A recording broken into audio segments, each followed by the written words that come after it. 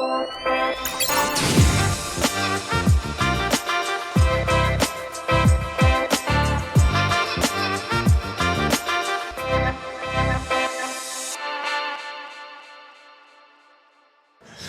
right. Well, Vig Chandramouli. Yep. Did I butcher that enough? A little bit, but that's okay. Chandramouli.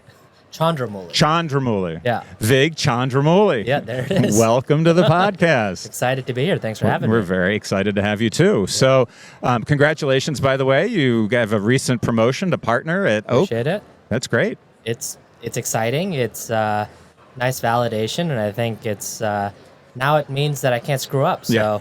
No safety net. Not that you did before. No. So. No safety nets. Right. So tell us a little bit about Oak and the work that you're doing there.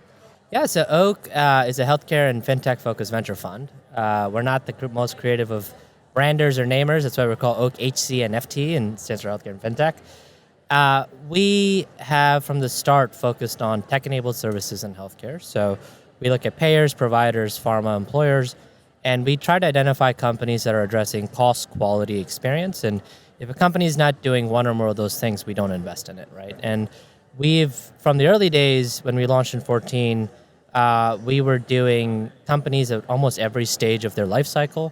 So we'd back entrepreneurs we'd back before on incubation projects, early stage. We'd do traditional growth equity type later stage transactions, and we'd also do bread and butter venture, which is Series A, Series B, Series C. We, unlike traditional venture, aim for no zeros. So that's more of the private equity mentality and how we underwrite, right? So we're doing lower beta projects. Doesn't mean they're not harder projects, but we're certainly not investing in companies that have a high risk, stroke of pen risk, as we call it, right? So I think we're a platform that looks and behaves like a private equity firm, but we're in the venture space. It gives us a lot of flexibility to back companies that might be losing money, companies that need to invest to get into growth, to have team builds, require a lot of work, but high likelihood that they'll be successful and really good outcomes for us. And I think that's the motto. Can you sort of get even a little bit more basic? You mentioned both venture and equity. So some of our listeners don't have any experience with the whole startup funding or even financial funding for companies. So what's the difference between venture capital and private equity? Yeah, this is a great question, right? So private equity, interestingly, actually encapsulates both late stage growth equity buyouts as well as venture capital, right? It is all private money, hence private equity. But the difference in what private equity often represents is usually your buyout shops, right? Folks who are doing leverage buyouts. It also includes growth equity, which is majority recapitalizations, i.e. I buy a majority of your company, or minority, which is I buy less than 50% of your company. And then there's the growth equity, which basically means I put in primary capital, or I give you $25 million to put on the balance sheet. You turn around and invest that money, or you acquire a company. But generally, those are sort of the ranges. On venture, you're talking about companies that go from seed stage, Series A, Series B, Series C. So these are all primarily growth investments, right? So we are putting in, nowadays, anywhere from $50 to $100 million. Wow. To help a company scale. And private equity usually doesn't have tolerance for cash flow and cash burn. So they are the folks who enter the picture when you need to manage margins and you need to be capital efficient. We're at the stage where you have to break stuff, try and make some mistakes, fail a little bit. Right. And you need capital to get through those things. And we also focus exclusively on helping our entrepreneurs build their businesses, not maintain them. Okay. Right? So a lot of what venture capital is focused on is things like, what is your go-to-market strategy? What is your product strategy? What type of people are you employing to be successful? Do you have the right CTO? Do you have the right CFO? Where are there gaps in your organization that could be helpful? And the biggest difference is private equity often owns a majority of your company, or if they have effective board control. In venture capital, we don't have that benefit, right? So as a result, our business is a trust-based relationship. So our CEOs have to trust us, we have to trust them, right? And you're in it together, right? We can't unilaterally tell a board or a company to do anything. We have to sort of work within the construct that we have. And therefore, it's also a respect-based system. Both parties have to learn to respect one another and their opinion and expertise. So I'd say when you start entering into the realm of venture capital, it's just so important to look at what transactions has your partner done, how deep is their experience and expertise, and that's less relevant in the private equity side. You need expertise, but those folks can hire Bain or McKinsey, spend $1 million, and have a report that basically Right. lays out the basics. On the venture side, we don't tend to do those type of things, right? So we are investing behind macro trends. We're looking at businesses in the category all the time, focused on unit economics. We're Right. focused on, does this business actually make sense at scale? And does this business help a lot of people? We're not looking to optimize businesses at our stage. It's purely focusing on growth, but doing it efficiently, right? So we don't want our companies to go burn $100 million in a year. Right. Because if something goes wrong, and it does, it's healthcare. Right. The last thing you need is not being able to fundraise, right? And the market environment now is choppy. Right. And so I think those are sort of the key considerations of the two. So the environment that you find yourself in as a healthcare investor, Yep. you've been doing it for how long now? I've been doing it, 12 years, I Okay. think. So you've had a good vantage point to understand the industry, to learn the industry, to figure out where your investments might be reasonable to apply, and where your money can be the most efficient and be the most helpful. What do you think of the industry in general? Do you think that, as some people say, that healthcare is quote unquote broken? I sat in on a session this morning that was hosted by one of your colleagues, Nancy Brown, and it was on rural health, and one of the panelists made the comment, rural health is broken, and went into all the reasons why rural health is different than health in other parts where there's more geographic co-location, and you hear these comments, you read it in the newspaper, right? You see op-eds.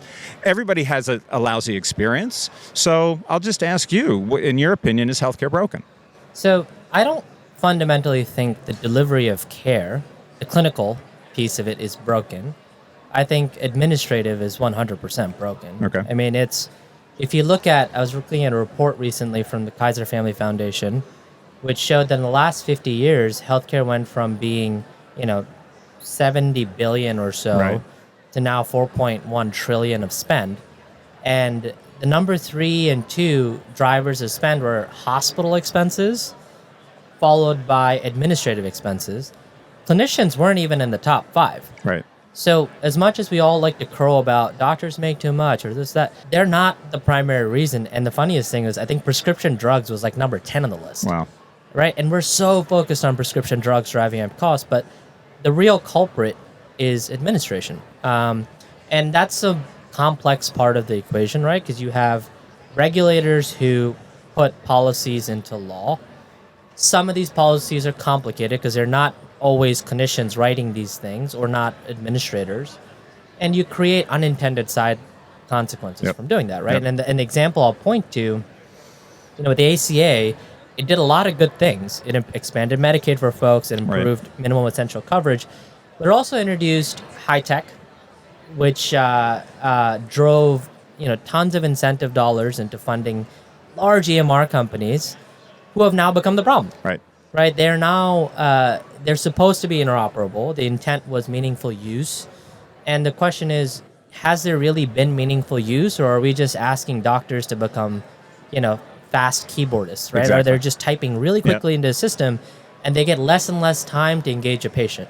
They spend more and more time dealing with things like approve a schedule, approve a script, and in the same time, we've also sort of looked at other aspects of our administrative problem, right? We've devalued nurses and what they do. Correct. We basically made them front office staff, when nurses are actually clinical decision makers who Yep. can be empowered. And if we had a proper EMR system that wasn't designed for fee-for-service optimization, but actual clinical optimization, could we have nurses performing more autonomous things with clinician oversight than not? Because that's exactly what we see in a lot of our care-based delivery organizations, right? Or value-based delivery organizations. All of them have a model of clinician supervising a nurse. And these nurses are doing really high-value touch points with patients at high frequency. And guess what? The more you engage patients, the less likelihood you have that something bad happens. Right. It's not rocket science. It's just the basics of how healthcare should work. So Fundamentally, I think healthcare is actually working. It just needs to be unshackled a Right. little bit. On one side, it's your EMR companies. They have to find a way to let you interoperate, get the data out because they're stuck in these silos. And two, we have to find ways to pay providers differently. I think fee for service fundamentally creates misalignment. It forces docs to have to fly through visits, and it's not always under their control. Their administrators are saying, you have RVUs, you got to hit your numbers, right? And those type of things create unnecessary pressure. So we're glad to see companies like VillageMD, for example, in our portfolio. They're coming out with a focus on saying we're going to take risk on every single population, not just Medicare Advantage, not just commercial, Medicare, commercial, Medicaid, Medicare fee for service. And when you create a platform like that, now a doctor can finally practice 100% of their panel under the same model. You're not forced to treat your MA patients differently than your commercial patients, right? And lo and behold, costs go down. So I think, I remain hopeful. Obviously, that's why we continue investing behind the trend. Yeah. But I would 100% say healthcare's got a lot of promise ahead. We have the best clinicians in the world and some of the best science, but our administrators are dropping the ball. Yeah. And we need to address that.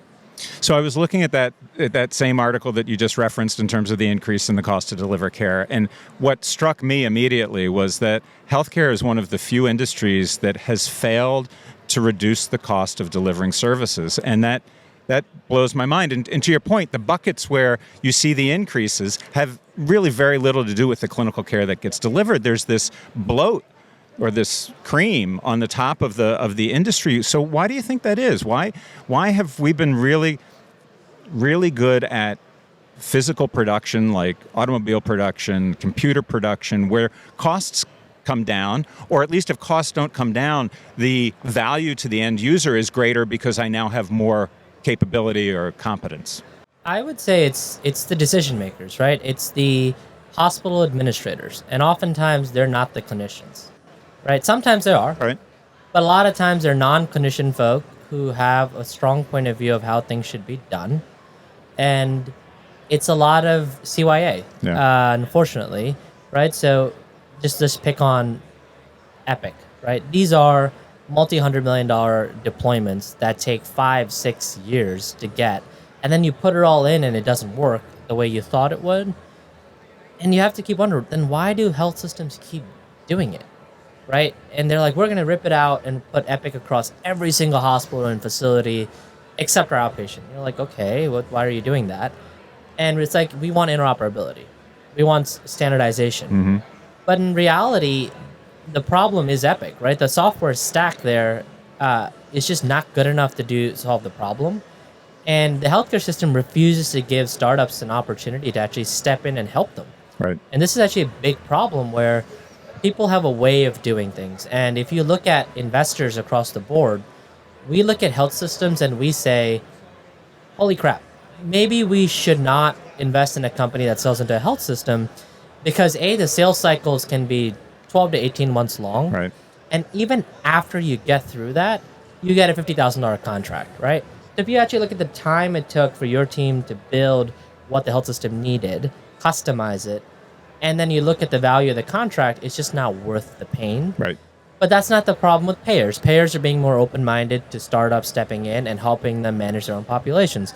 And to see so much investment in going into the payer category. Employers, same way, right? Employers open the door on the self-funded side to say, we're open to looking at digital benefits as a unique category.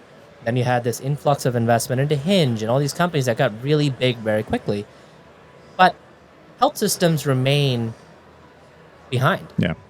And it's largely because you have decision makers who are not willing to move fast and break things.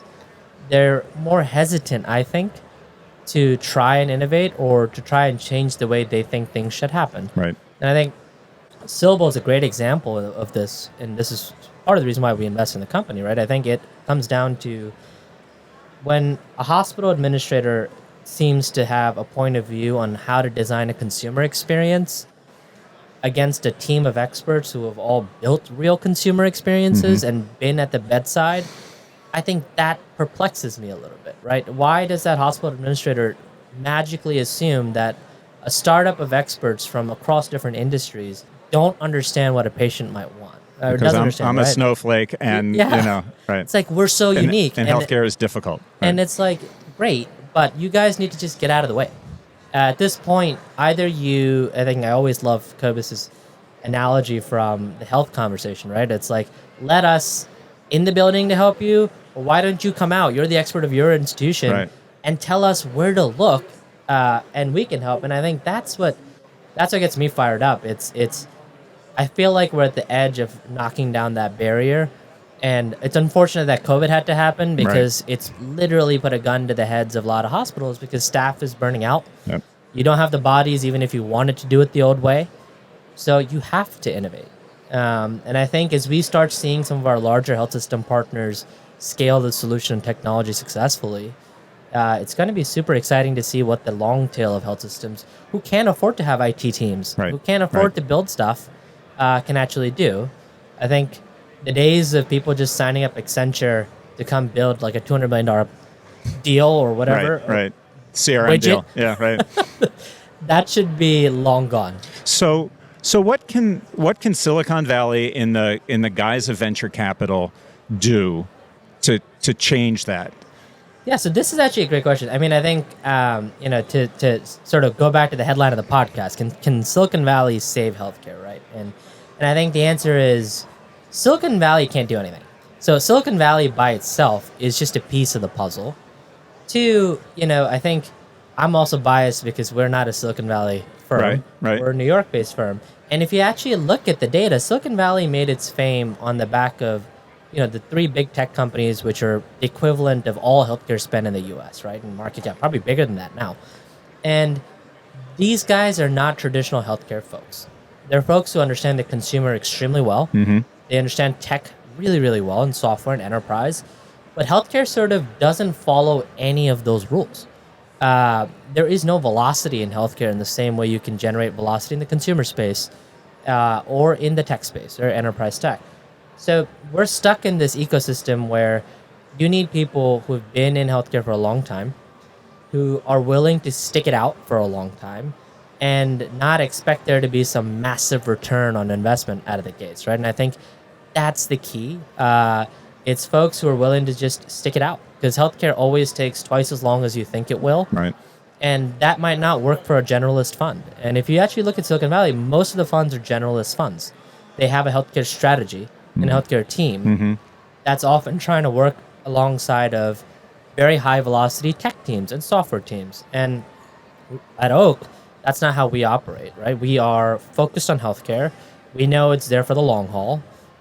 We've been doing it I mean Andrew and Annie, they founded the place. I mean, they've been doing it now for over 30 years, right? And we've invested in over 100 companies just in the last 8 years. So our moat in healthcare is to just keep working with the best entrepreneurs, understanding fully well that it just takes a long time.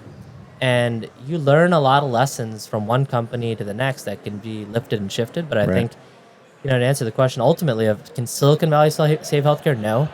I think you need a concerted effort of everybody, all stakeholders involved, regulators included, right? You need everybody to work together. And I think, personally, I would just say, Silicon Valley maybe gets a little too much love for what they do. Because things like Uber might never work in healthcare. Right. Uber tries to. Yeah, I know. They try. I mean, I remember 5 years ago, it was like Uberification of healthcare was the buzzword at every conference. Right. But if you actually step back and look at it, I mean, not how many companies in healthcare raised $1 billion and burnt all of it before they make profitability, right? And that's hard. You just can't scale like that. Okay, then I need to ask you my other question, which is, I've only been exposed to this startup culture, for 2.5 years, almost 3 years now. Before that, I was just a clinician and a hospital administrator too. And one of the things, I mean, every industry kind of has its warts. And, one of the things that I've seen is that, and you walk around this conference and you see it, there are hundreds of companies. There are hundreds of digital startup companies that every year almost. And there seems to be this game, money chasing money, bets being made, insane valuations being generated. with the as I understand it, the underlying venture thesis is I make a lot of bets. Most of them are going to go to zero, but one or two of them hopefully will, hit even, bigger than a grand slam, whatever that might be. So is this whole venture capital thing really creating solutions, or is it a wealth creation vehicle for most people? Yeah, so I would say it is not a wealth creation vehicle in the way that you would think of it, right? I think, so maybe let's step back a little bit. So when we started our fund, a grand total of $4 billion went into investing in this entire sector and category. Now we've had months where $4 billion have been deployed. Right. So I think we've had an influx of investors coming into healthcare because they see a massive opportunity to dislocate incumbents who've just been doing things a certain way, right? But I think fundamentally, unlike in other sectors where you can create a whole new category and segment, in healthcare, you can't always create a new category. You have to fit within an existing mold and then make change happen over time. And what that means for your TAM is you're not creating net new money. You're kind of shuffling the dollars around. Right. So oftentimes we always look at it and we call this thing internally a win-win-win, right? So we invest in companies that create win-win-win situations. So payers save money, providers make more money, patients are better off, right? So shifting some of the inequity in healthcare. And when you do that, you create a valuable business. Now, when you look at the wealth creation part of it, it doesn't always make the venture capitalists as much money as you think it does. The entrepreneurs obviously make the direct ownership times the exit value. Yeah. For us, there is, interesting enough, our LPs take the lion's share of the return. Oh, really? Yeah. I mean, it's how they are our investors, right? And these folks are pension funds, teachers' unions. Interesting enough, it's middle America and their dollars getting returned. And when we do really well, they benefit because their lifetime pensions can actually be afforded to be paid, right? And I think that's an important thing that's missed in this equation. A lot of pension funds have alternative investment strategies. Venture capital is a small piece of it. Private equity is a fairly large piece of it. And they are the lifeblood of why our industry exists. We drive returns when the public markets get choppy. We drive returns when the public markets are good. Right. We can drive returns consistently in a portfolio. So for us, it's, we want our entrepreneurs to make a lot of money. We want them to be motivated by the opportunity to create something powerful and impactful. And if you create something powerful and impactful, you're inevitably going to make money along the way. It's just that is capitalism 101, right? And I think, and venture capital is just there to help you get there. We make money along the way, absolutely. Yeah. But we don't make a dollar unless our companies exit and are successful. We can't control the exit. The entrepreneur makes that decision. And for our LPs, we have to drive good returns. I mean, at the end of the day, we can't raise a second fund if we're not delivering really powerful returns to our LPs in the first fund. Right. And for us, it's, at Oak, fortunately, we've been able to align really great LPs with a really strong mission, and we're passionate about the mission from top down. So for us, cost, quality, experience is everything. And if we're not investing in companies that we love waking up and working with every single day, then doing this whole thing is just not worth it. And, I left private equity early on in my career to join venture capital for this very reason, because I was getting disillusioned by the fact that we were investing in fee-for-service businesses and finding ways to optimize rate and just increase sort of, how do we get a better payer contract to make more money per visit, right? And we weren't measuring quality. We weren't defining what better care could look like. We certainly weren't trying to make anybody's life easier. And that felt painful. I'd work 100 hours a week, and I'd feel like my work meant nothing. And I think here at Oak, I genuinely have an opportunity to say, I can work 100 hours a week, but it doesn't feel like work. Because everything is a journey that we go on with our companies. It's almost like it's interesting, right? If you look at the whole investor company dance, you meet somebody for 30 days, and then it's like a shotgun wedding. And you're married to them for 7 or 8. Right. Sometimes it could be as long as 10. So you really have to find a way to make it work. Compromises, you adapt, you learn one another.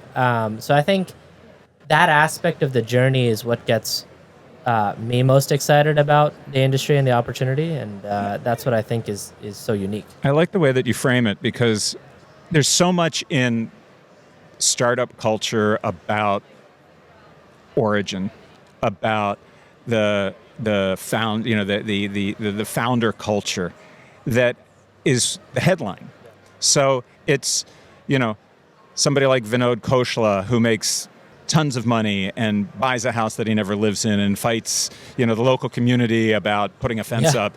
Yeah, and you read every book on Silicon Valley, and there's always, Steve Jobs and Phil Knight and all these people that just sort of get these spotlights. And what I like about what you said is your investors are large organizations of people, pension funds and the like. And so it's a much broader, your partners are much broader than what the names might suggest. And the thing to keep in mind is we are a culture, we're very much a celebrity culture, right? And I always look at the example of the iPhone with Steve Jobs, right? There were 4 teams working on the iPhone, and Steve Jobs got the luxury of being the guy who picked one of the 4 products. But I don't really know who those 4 teams were, who was on that team, and who built this thing, who came up with it. I'd love to know, right? But we also, this is the same way, like we credit John Ivey for doing this design masterclass, but he had really good people learning from underneath him and growing and driving that change. We have to find ways to improve that equity access for more people. And this goes into the whole health equity side of the equation, right? It's not just health equity in terms of social determinants, but really health equity in terms of income distribution. And how can venture capital help push that forward in a more unique way? How can it? Well, I think, from a board side, we can certainly advocate for things. So we've been recently working with this group that's focused on bringing more females into the boardroom, right? Minority females, or even just any population of folks who don't get the opportunity to get on the board, right? This might be a superstar VP rising into the top at a Fortune 500 company who never gets the exposure to a startup that they can actually help scale. And we're working with this group to identify them, and it's actually called Him for Her. And it's a nonprofit focused on sourcing talent to the board and bringing a diversity of voices to the board. And when you do that, then you can start pushing for, okay, how do we right-size compensation for these folks? How do you think about giving away more equity? Hey, CEO, maybe you shouldn't be so worried about that extra point of dilution, because it can help you land the superstar talent who's going to help make your life so easy, right? And I think that comes back to the relationship and the trust. The more Oak does on this front and the more time we spend educating our CEOs about these type of opportunities, I think, the better off it'll be. It's a gradual change, but I do think that we can do it if we stick to it, right? And one of the things I'll always be proud of with Oak is we are a majority female firm. Right? In healthcare, it's interesting. So many of the healthcare venture investors, they don't have enough women around the table. Right. It makes a difference. It really does. Yeah. And even executive teams. I mean, it's like women lead, 80% of all healthcare decisions over the lifetime of a family. Yet, they're not often making decisions at the administrative level, at hospitals, et cetera. So it's, for me, I think that's a big area of focus, continuing to back female founders, continuing to empower them, continue to bring more women into the boardroom or into executive teams and leadership positions, because they know healthcare best. And the rest of us kind of, well, I'm not a doctor, so I can't speak for you, but the rest of us kind of just listen to their advice and guidance. And I don't understand why we're any more qualified to be making decisions about businesses. We're not. And they are, right? And it's like, that's where I think it's just so important. We have to do better. So a couple of just sort of last minute questions. Why do you come to a conference like this? I think mostly, because of the pandemic, we've all been locked up in a room for a while. It's a great opportunity to just catch up with folks that we used to see all the time at the conferences. But that aside, I think it's to get a feel for the energy and the buzz around an industry and a category. And to your point, there's hundreds of new startups, right? And to this day, one of my favorite things to do is just walk around like somebody who knows nothing about healthcare, and just have different sales reps tell me about their company. I learned a ton about the energy, the momentum, what's actually going on with this business. What are you excited about? Where are you bumping into issues? And I think piecing together the learnings helps start building like a tapestry of understanding of where is healthcare really today. There's the people who will always skirt above all of that and give you the big level talking points, the celebrity CEOs, etc. And then there's the boots on the ground, right? And you get to meet the boots on the ground around here, the people who make it all happen. And they give you the real stories of like, hey, here's where we're actually bumping into friction and it's driving me crazy, right? And I think that insight for me helps me be a more effective partner to our portfolio company CEOs, and actually, frankly, an advocate for the rest of the management team. The number of times I've worked closely with C-level executives or VPs or SVPs, and they're frustrated with something, and they're like, I don't know how to broach the subject with my CEO, or I don't know how to broach the subject with my CFO. Like, I'm really frustrated, I might leave. And we sort of go into this full-blown, hey, don't leave, let me help you. On one side, I'll coach you on how you can deliver news. On the other side, we as a board can figure out a way to like introduce a conversation and bring it to the attention of the CEO. CEOs are not bad people, right? They inherently want to know, but there's just a lot going on and they might miss it.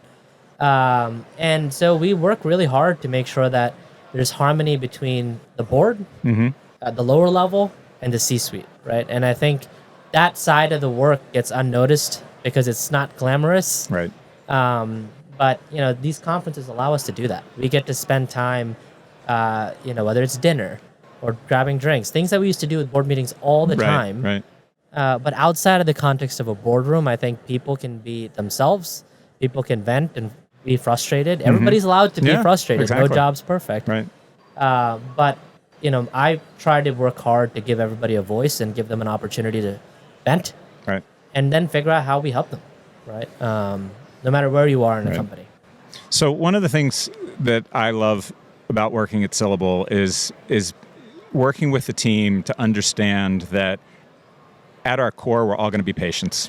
But like it or not, either you have been, you will be, or you've had a loved one who's been a patient. So can you talk about personally either an exceptional healthcare experience you've had or one that you've experienced with your family? Oof. Exceptional in a good way or exceptional in a bad way? I'm going to let you choose. I think a big part of healthcare and why I do this. So 7 years ago, my aunt was diagnosed with a very rare form of cancer. I'm sorry. And she, actually it was longer than 7 years, 10 years ago, right? She passed away 7 years ago. But the reason that happened is that the coordination of care for her was abysmal between the community oncologist and the academic center oncologist. And by the time they did something about it, it was too late, right? She had a tumor the size of a football inside of her that had to be removed. And to this day, I think about the fact that if I was where I am today, 7 years later, where we have investments in companies like OncoHealth that literally would have given me access to the best oncologists around the country in a phone call, right? And I could have done something about it. And I was helpless in that moment. There's nothing I could do. I could just see two kids who were aged, 11 and 9 lose their mom, and there was just nothing I could do.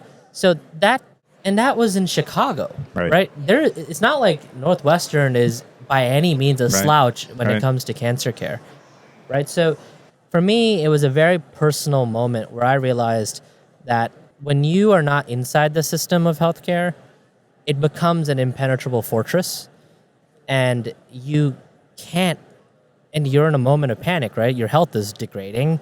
You don't know who to talk to. You listen to the first few opinions you get. It's all very frantic and confusing. And that experience was a wake-up call to just say, okay, we need to fix that.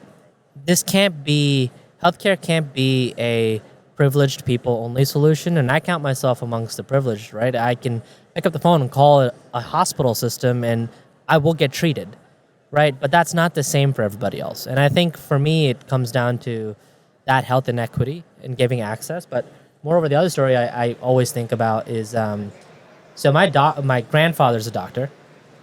He grew up as a military surgeon. Oh, wow. Or military general practitioner in India. where pretty much it means you do everything. From fixing people's broken legs, delivering babies, whatever, and everything in between, right? And he forcibly was retired by us. He was like in a village doing medicine. And we were all like, hey, you need to like retire. And you can't be doing this forever. Like, COVID and stuff, you're going to get sick. He's like, I'm fine. Gets vaccinated, all of that. And then recently, he's turning 90 soon. I find out that he has opened up a makeshift clinic in the back of a pharmacy in a local neighborhood in a big city, where he offers free care to anybody and everybody, and people can pay him or not pay him depending on their ability to afford it. And no visits more than $2 or $1, honestly. And he's been seeing so many people, and it just reminds you how much we all focus on these big dollar problems in healthcare, but we forget about the people who can't access any of it. And they need help. And I think for me, it's a reminder always to be grounded, right? And to always remember that where to us, healthcare might seem accessible, to a lot of people around the country, it's just deeply inaccessible. And even where it is accessible, quality might just not be as good, right? And that's where the rural thing comes in. That's why we're thinking about rural. We're thinking about Medicaid. We think a lot about companies like Unite Us in our portfolio that are saying, okay, social health inequity is the norm. We have to assume and operate as if everybody's got health inequity. How do we address it? We think about community-based care, right? Some African-American communities are largely disillusioned by the healthcare system. How do you find a way to engage and address problems specific to them without building the sense of distrust that's been built in the community? And I think that's the next frontier of finding sort of competent investment strategies that address those things. But my basic healthcare experience effectively makes me feel like I have to do something about it. I'm in a seat now where I can do something about it. Oak as a platform is just becoming a great place for us to find awesome entrepreneurs who are addressing these very problems and to support them and to build them up. We have payer partners who work with us all the time. We're ready to step up to the plate and give ambitious contracts to these folks, right? And we're working on our health system partners. They're getting there too. So I think for us, it's all about using the platform we've built to try to solve this next set of problems. And every one of us at Oak, interestingly, has a similar story to mine. There's a reason why we're all doing this, why we're deeply passionate about it. And I think that's what makes us a little bit unique. Well, that passion comes through in all of your comments, and I really, really appreciate the generosity of your time. Coming absolutely. on the podcast and spending time with us. I love it. So, I love being in this Chandramouli, thank you so much for being with us, and we'll have you back again. Yeah, absolutely. Thanks a lot, Adam. Thank you. Yeah.